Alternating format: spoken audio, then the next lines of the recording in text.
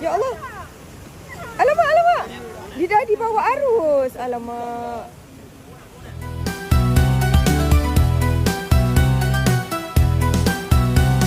Habis mari ikut.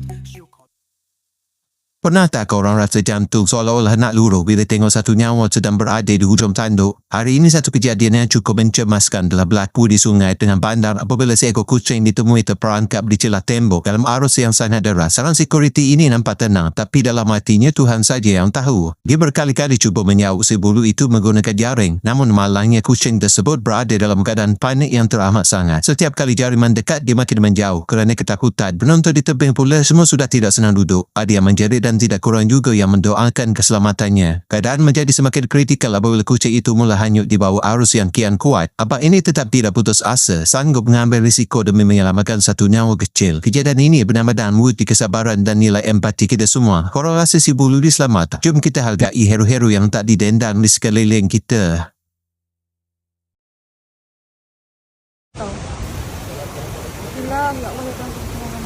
Baby naik dalam net tu. Masuk. Alamak. Dia takut. Boleh. Alamak, struggle dia swimming. Tak, dia takut. Nyanyau, go in. Dia takut. Alamak. Nyanyau, we gonna save you. Masuk. Tak, dia kena kita turun. Dia takut. Oh, wow. Allah Akbar. Dah.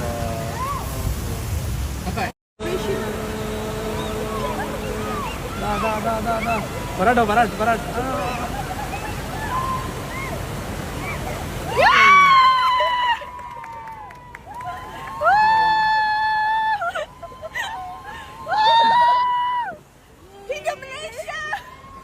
Syuk Hobbies gembira kongsi tiada takut. Syuk Hobbies suka kongsi sepanjang hari. Inilah Syuk Hobbies YouTube channel.